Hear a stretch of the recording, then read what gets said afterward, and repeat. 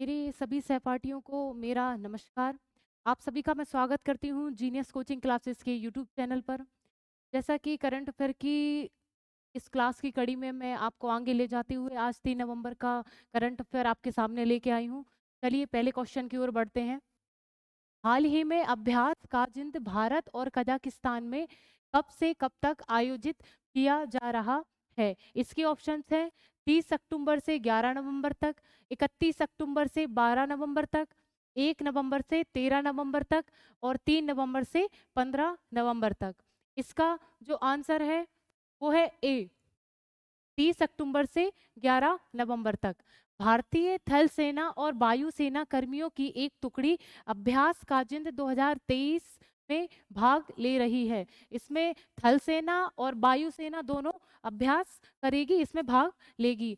अभ्यास काजिंद भारत कजाकिस्तान के बीच होने वाला एक संयुक्त सैन्य अभ्यास है। ये जो युद्ध अभ्यास होते हैं, जो सैन्य अभ्यास होते हैं, जो मैंने आपको कल भी बताया था, इससे तकनीकी जो होती है एक दूसरे की वो शेयर की जाती हैं और एक अभ्यास किया जा सकता है कि अगर कोई आपत्तिकाल स्थिति आ जाती है तो एक दूसरे की सहायता की जा सके। तो ये किस किस के बीच हो रहा है? भारत और कजाकिस्तान। इसका आयोजन 30 अक्टूबर से 11 नवंबर तक किया जा रहा है। यह अभ्यास का 7वां संस्करण है। ये जो संस्करण है, ये जो अभ्यास किया जा रहा है, वो कौन सा संस्करण है? 7वां संस्करण है। इस संस्करण में सेना की टुकड़ियों के साथ दोनों पक्षों से वायु सेना के 30 सैन्य कर्मी भी भाग लेंगे। दोनों पक्षों मतलब भारत और कजाकिस्तान से वायु सेना के 30 सैन्य मतलब 3 सैनिक भाग लेंगे। चलिए आगे चलते हैं। ये जो कुछ अभ्यास है, युद्ध अभ्यास है 2023 के, वो भी हम देख लेते हैं इसी के साथ। देखिए, ये जो अभ्यास का नाम है वरुण 2023। ये किस किस के बीच में अभ्यास हुआ था? भारत और फ्रांस। इसको आप स्पेशल नोट करके लिख लीजिएगा कहीं भी, ठीक है? तो जो वरुण 2023 में जो हुआ था वो किस किस देश के बीच में हुआ था? भारत और फ्रांस के बीच में हुआ था। गरुड़ शक्ति, ये किसके बीच में हुआ था? भारत और इंडोनेशिया, ठीक है? वरुण जो हुआ था भारत और फ्रांस के बीच हुआ था और गरुड़ शक्ति जो हुई थी वो भारत और इंडोनेशिया के बीच हुई थी। सिलीनेक्स जो हुआ था भारत और श्रीलंका के बीच। सिलीनेक्स जो हुआ था वो भारत और श्रीलंका के बीच हुआ था। और सूर्य किरण जो हुआ था भारत और नेपाल के बीच। चक्रवात जो हुआ था भारत और मिस्र के बीच। धर्म गार्जियन जो हुआ था भारत और जापान के बीच। कोंगो सागर जो हुई थी वो भारत और बांग्लादेश के युद्ध अभ्यास हैं। ये जो युद्ध अभ्यास है आपको ध्यान रखना पड़ेगा और इसको मैंने आपको बताया कि स्पेशल नोट करके लिख लीजिएगा। इसको रिवाइज करोगे तो याद हो जाएगा। चलिए एक बार और बता दे रही, वरुण जो हुआ था भारत तो सभी में होगा, ठीक है? इनमें जो है वो जिन जिन के नाम है इसमें भारत होगा। वरुण जो है वो कहाँ पे, वो किस किस देशों के बीच में हुआ? भारत और फ्रांस के बीच। गरुड़ जो है वो इंडोनेशिया के साथ हुआ। फ्लाई नेक्स्ट जो है वो श्रीलंका के साथ किया और सूर्य किरण जो है वो नेपाल ने भारत के साथ किया। चक्रवात जो है उसमें मिस्र के साथ भारत ने युद्ध अभ्यास किया। धर्म गार्जियन जो है वो जापान ने किया और बोंगो सागर जो है वो बांग्लादेश के साथ युद्ध अभ्यास हुआ। चलिए आगे बढ़ते हैं। अगला क्वेश्चन है, हाल ही में किस राज्य में भारत के हंगर प्रोजेक्ट को नॉर्वे का समर्थन मिला? इसके ऑप्शंस हैं उत्तराखंड, छत्तीसगढ़, झारखंड और केरल। इसका आंसर पता है तो बताएं। इसका जो आंसर है वो है ए, उत्तराखंड। चलिए, भारत के हंगर प्रोजेक्ट के माध्यम से उत्तराखंड में खाद्य सुरक्षा और पर्यावरण संरक्षण को मजबूत करने के लिए नॉर्वे निरंतर 2026 तक 3 वर्षों में 44.7 मिलियन आवंटित करेगा। कितना आवंटित करेगा? 44.7 मिलियन आवंटित करेगा 2026 तक। ये जो हंगर प्रोजेक्ट जो है वो महिलाओं को सशक्त बनाने में और खाद्य जो फूड उसकी प्योरिटी, मतलब उसका खाद्य कोई भी ऐसा ही वैसा खाद्य नहीं होना चाहिए उसमें, उसकी अगर कोई खाए तो भाई मतलब बीमार बीमार ना हो, तो वो खाद्य की एक स्वच्छता ध्यान रखने में ये प्रोजेक्ट काम करता है। बहुत चीज़ों में पर्यावरण जलवायु परिवर्तन पे ही है काम करता है, पर्यावरण सुरक्षा पे भी ये काम करता है, ठीक है?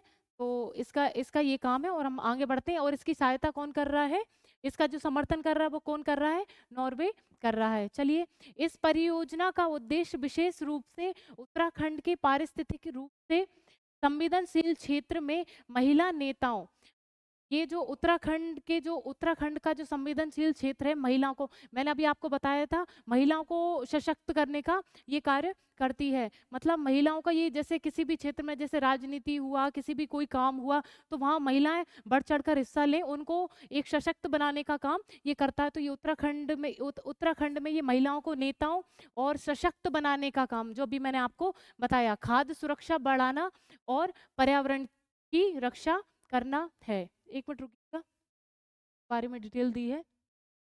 द हंगर प्रोजेक्ट, यह विश्व भूखे यह विश्व भूख के स्थायी अंत के लिए एक संगठन है।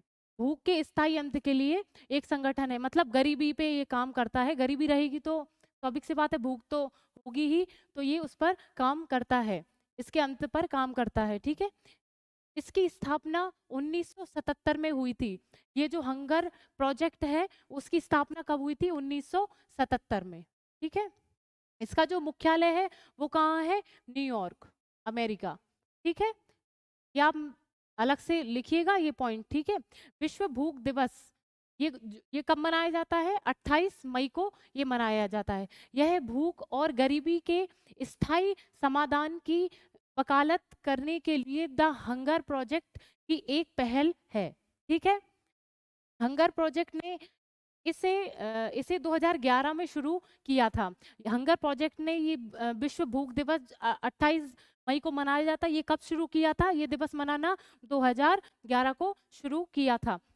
इस वर्ष विश्व भूख दिवस एक्सेस एंड हंगर पर केंद्रित है। ये दिवस किस पर केंद्रित है, एक्सेस एंड हंगर। ठीक है, मतलब भूख को हटाना है, सीधी बात है, भूख और गरीबी को मिटाना है। चलिए आगे बढ़ते हैं। हाल ही में एसबीआई ने किसे अपना ब्रांड एम्बेसडर बनाया है। इसके ऑप्शंस है विराट कोहली, रोहित शर्मा, सूर्य कुमार यादव, महेंद्र सिंह धोनी। इसका आंसर बताइए। चलिए, जो इसका आंसर है वो है महेंद्र सिंह धोनी।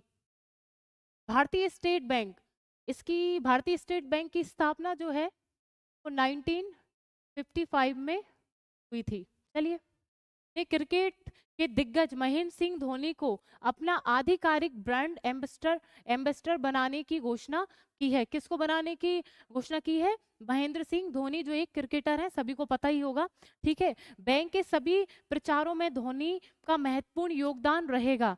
इसके जितने भी प्रचार आएंगे उसमें महेंद्र सिंह धोनी का योगदान रहेगा। ठीक है, बैंक ने अपने बयान में कहा है कि धोनी में तनावपूर्ण परिस्थितियों में संयम बनाए रखने के साथ साथ दबाव में स्पष्ट सोच और तेजी से निर्णय लेने की क्षमता है। पर्सनली महेंद्र सिंह धोनी तो मेरा तो फेवरेट है, और वो है ही। उनका व्यक्तित्व जो है वो सीरियसली बहुत बहुत प्यारा व्यक्तित्व है। मतलब उन्होंने उसकी बताया है कि किस लिए उनको ब्रांड एम्बेसडर चुना है, क्योंकि वो किसी भी, जब वो कैप्टन थे, जब किसी भी तनाव, कितना भी तनाव आ जाए, दबाव आ जाए, तो वो अपनी थिंकिंग को बिल्कुल शार्प रखते थे, बिना सोचे समझे बहुत अच्छे से डिसीजन लेते थे, कि जिसका कैप्टन तो वो रहे हैं, मुझे नहीं लगता अब उनके अलावा कोई ऐसा कैप्टन आएगा अब। तब बहुत बहुत मेरे तो बहुत फेवरेट हैं भैया, बहुत लोगों के होंगे। चलिए आगे चलते हैं। State bank of India Bharat का सबसे बड़ा तथा पुराना बैंक है। ठीक है, ये सबसे बड़ा और सबसे पुराना बैंक है एसबीआई। 2 जून 1806 में बैंक ऑफ बंगाल, 1806 में बैंक ऑफ बंगाल, 15 अप्रैल 1840 में बैंक ऑफ बॉम्बे। ठीक है, बैंक ऑफ बॉम्बे। 1 जुलाई 1843 ईस्वी में बैंक ऑफ मद्रास। 27 जनवरी 1921 को इन तीनों बैंकों को मिलाकर इंपीरियल बैंक ऑफ इंडिया की स्थापना की गई। कौन से बैंक की स्थापना की गई इन तीनों को मिलाकर, इंपीरियल बैंक ऑफ इंडिया की स्थापना की गई। अब किस किस को मिलाकर की गई, एक बार और देख लीजिए। सबसे पहले हमने बंगाल के बैंक को मिलाया, ठीक है, बैंक ऑफ बंगाल, फिर मिलाया बैंक ऑफ बॉम्बे और बैंक ऑफ मद्रास। इन तीनों को मिलाकर हमने 1921 में कौन सा बैंक बना लिया, इंपीरियल बैंक ऑफ इंडिया। ठीक है, आगे बढ़ते हैं। और 1 जुलाई 1955 को राष्ट्रीयकरण के उपरांत इसका नाम बदलकर, इसका जो राष्ट्रीयकरण हुआ 1955 में, उसी समय इसका नाम बदलकर स्टेट बैंक ऑफ इंडिया कर दिया। उसी समय जब इसका राष्ट्रीयकरण हुआ था 1955 में, उसी समय इसका नाम बदलकर bank of state bank of India रख दिया, एसबीआई रख दिया। इसका जो मुख्यालय है वो कहाँ है, मुंबई में। चलिए आगे बढ़ते हैं। हाल ही में silent conversation from margins to the centre नामक कला प्रदर्शनी का आयोजन कहाँ किया जाएगा। इसके ऑप्शंस हैं भोपाल, नई दिल्ली, इंदौर, चंडीगढ़। चलिए बताइए, इसका जो आंसर है वो आंसर है नई दिल्ली।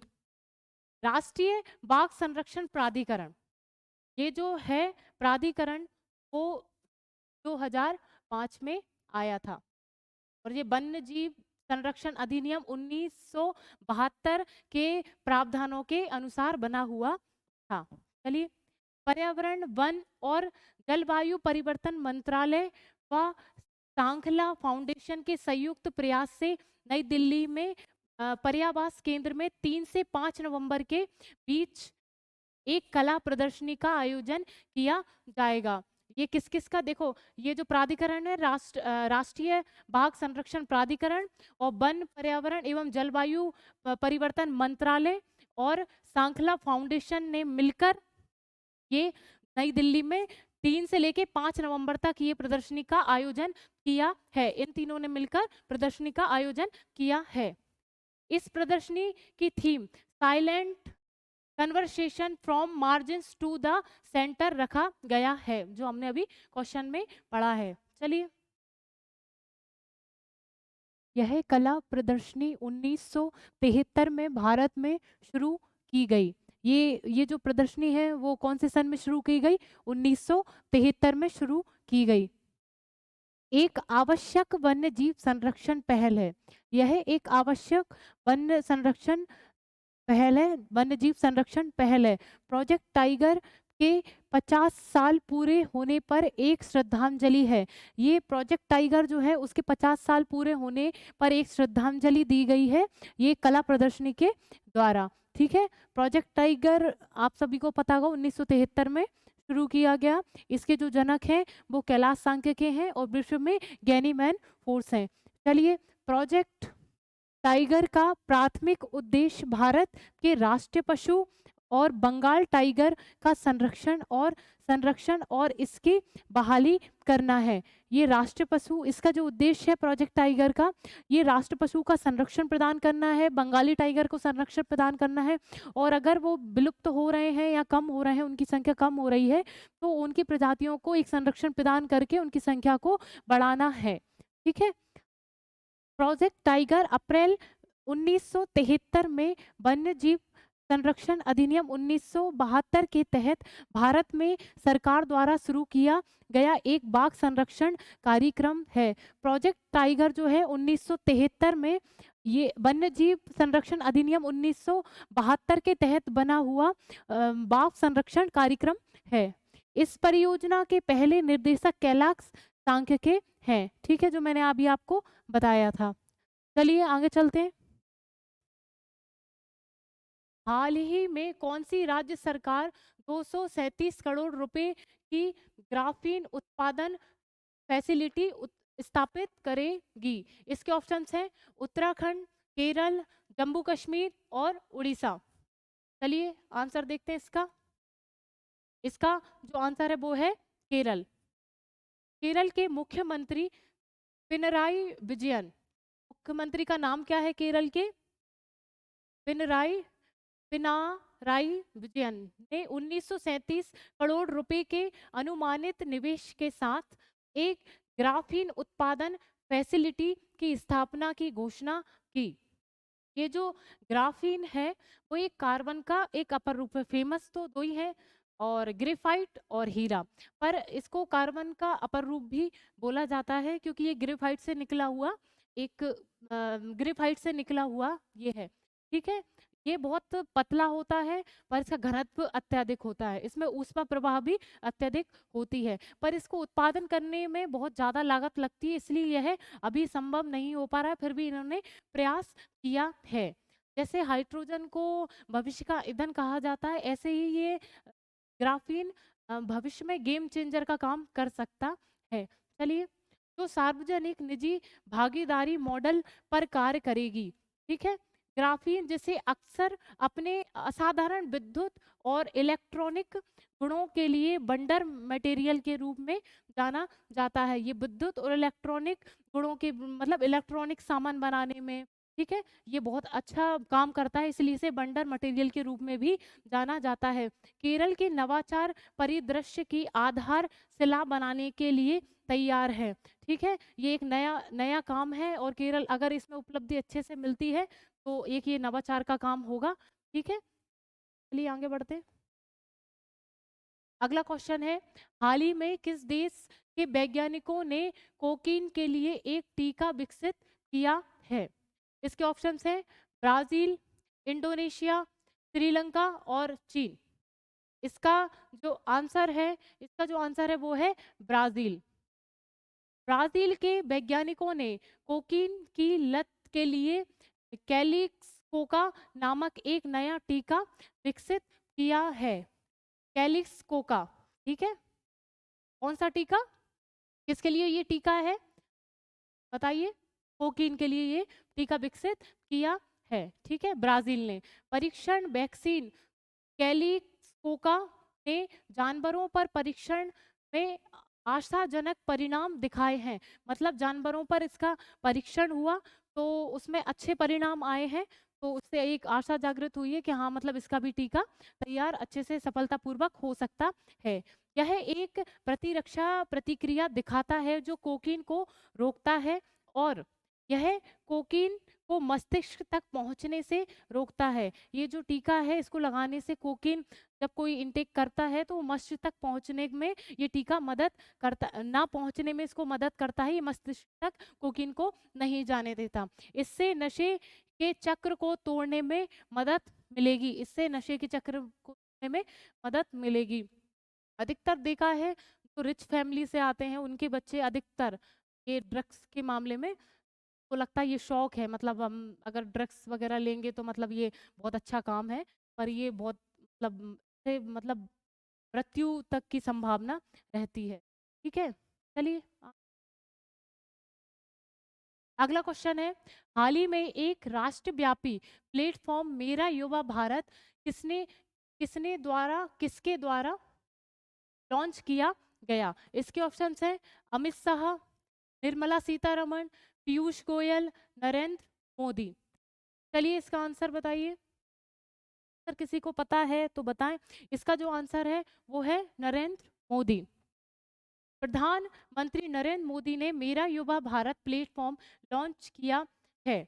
मेरा युवा भारत प्लेटफॉर्म युवाओं को विभिन्न राष्ट्रीय निर्माण कार्यक्रमों में सक्रिय भूमिका निभाने का एक नया अवसर प्रदान करेगा।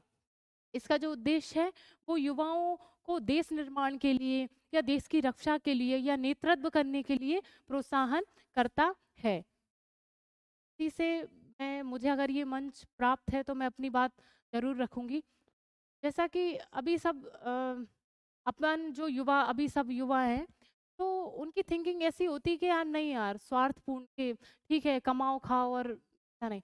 नहीं, अगर आपके मोहल्ले में भी आप छोटे छोटे कामों से शुरू करो, अगर जैसे कहीं कचरा भी हो रहा है तो आप इसको मना करो, सब कहते हैं नहीं नहीं यार ये क्या है, ठीक है, नहीं नहीं उस पे तत्काल प्रक्रिया, उस पे तत्काल करो काम उस पे, ठीक है। और ये छोटी छोटी चीजें ही ना हमको बहुत बड़ा बना देती हैं, ठीक है।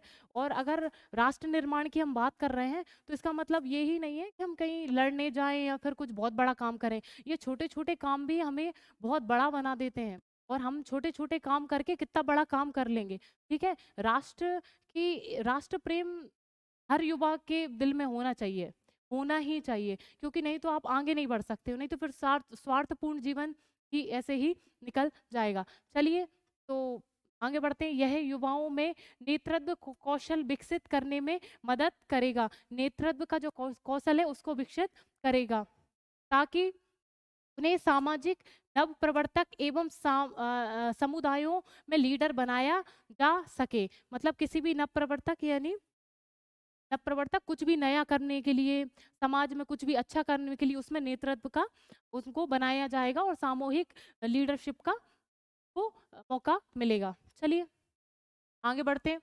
हाल ही में एक अध्ययन के अनुसार भारत के किस राज्य में कैंसर की दर सबसे अधिक है? ऑप्शंस है केरल, मणिपुर, मिजोरम और तेलंगाना। चलिए, इसका जो आंसर है वो है मिजोरम। एक अध्ययन के अनुसार भारत में मिजोरम में कैंसर की दर सबसे अधिक है। कहाँ पर है? मिजोरम में कैंसर की दर सबसे अधिक है। पुरुषों में कैंसर से संबंधित मौतों का मुख्य कारण पेट का कैंसर है। पुरुषों में पेट का कैंसर अधिकतर होता है। महिलाओं में फेफड़ों का कैंसर सबसे आम है। मिजोरम में युवा पीढ़ी में कैंसर के मामले और मृत्यु दर बढ़ रही है। विश्व स्तर पर कैंसर मृत्यु का दूसरा प्रमुख कारण है। ये जो कैंसर जो बढ़ रहा है वो सबसे ज़्यादा यहाँ मिजोरम में, ये जो रिपोर्ट है उसमें पुरुषों में पेट का कैंसर अधिक हो रहा है और महिलाओं में फेफड़ों का कैंसर अधिक हो रहा है। और ये कैंसर जो है मृत्यु का दूसरा सबसे बड़ा कारण बन चुका है। इसका कोई उपचार है नहीं, पर की इच्छा है का तो नहीं होगा। ठीक है, चलिए आगे बढ़ते हैं। हाल ही में भारत ने पैरा एशियन गेम्स 2023 में कितने पदक जीते हैं? इसके ऑप्शंस हैं 80, 111, 170, 214। चलिए आंसर बताइए। इसका जो आंसर है वो है 111। भारत ने पैरा एशियन गेम 2023 में 111 पदकों का रिकॉर्ड के साथ 5वें स्थान पर समाप्त किया है। जो भारत है वो इन गेमों में 5वें स्थान पर आया है। हांगजो में एशियाई गेमों में भारत ने 29 स्वर्ण, 31 रजत और 51 कांस्य पदक जीते हैं। ठीक है, 29 कितने स्वर्ण पदक हैं, 31 रजत हैं और 51 कांस्य पदक जीते हैं और 5वां स्थान हासिल किया है। 7 पदक शतरंज में है और 4 एथलेटिक्स से है और 1 रोइंग, नाव के साथ एक कोई पतवार भी चलती है, उसका कोई गेम होता है, उसको रोइंग कहा जाता है। ठीक है, चीन 214, चीन फर्स्ट नंबर पे है। इस गेम में चीन सबसे फर्स्ट नंबर पे है और भारत 5वें नंबर पर है। ठीक है, और चीन फर्स्ट नंबर पे इसलिए उनका पूरा कौन सा वो जीता है आपको बता रहे हैं। 214 स्वर्ण जीता है चीन ने और 167 रजत पदक जीते हैं और 140 कांस्य पदक चीन जीता है। 521 पदकों के साथ पदक तालिका में शीर्ष पर रहा है। कौन रहा है? चीन। ठीक है, तो भारत ने कितने पदक जीते हैं? पैरा एशियन गेम 2023 में 111 पदक जीते हैं। ठीक है, और ये 5वें स्थान पर रहा है। और जो 29 स्वर्ण पदक जीते हैं भारत ने और 31 रजत पदक जीते हैं और 51 कांस्य पदक जीते हैं। इसमें शीतल देवी ने रिकॉर्ड हासिल किया है। शीतल देवी जो है, और उन्होंने, उनके ना तो हाथ है फिर भी वो धनुष बाण चलाती हैं और वो भारत की पहली ऐसी महिला बन चुकी हैं जिन्होंने एक ही सत्र में 2 स्वर्ण पदक जीते हैं। ठीक है, तो ये आप नोट करके लिख लीजिएगा, इसमें शायद आगे होगा तो मैं बता दूंगी, नहीं तो शीतल देवी उनका नाम है। ठीक है, भारत की पहली ऐसी महिला बन चुकी हैं, ठीक है, जिन्होंने एक ही सत्र में 2 स्वर्ण पदक जीते हैं। ठीक है, और वो धनुष बाण चलाती हैं, जिनके हाथ नहीं है वो पैरों से धनुष बाण चलाती हैं। ठीक है, चलिए आगे चलते हैं। अगला क्वेश्चन है, लास्ट ही क्वेश्चन है। हाल ही में किस देश ने फ्लू टीकाकरण अभियान शुरू किया है? इसके ऑप्शंस हैं भूटान, श्रीलंका, जापान और मंगोलिया। इसका आंसर पता हो तो बताएं, तो मैं आपको बताती हूँ। चलिए, इसका जो आंसर है मंगोलिया। हाल ही में मंगोलिया पूरे देश में उच्च जोखिम वाले समूह के बीच निशुल्क फ्लू टीकाकरण अभियान चला रहा है। निशुल्क ये टीकाकरण अभियान चालू है। कहाँ पर है? मंगोलिया में। यहाँ के स्वास्थ्य मंत्रालय ने एक बयान में कहा कि वार्षिक टीकाकरण अभियान मौसमी फ्लू सहित श्वसन संक्रमण को रोकने के प्रयासों का हिस्सा है। इससे क्या होगा? श्वसन संक्रमण रुकेगा। ठीक है, इससे फेफड़ों की बीमारी भी हो सकती है। श्वसन अपनी ये श्वास नली को संक्रमित करता है। चलिए, ये लास्ट था। चलिए, तो इसी के साथ आज 3 नवंबर का ये करंट अफेयर यही समाप्त होता है।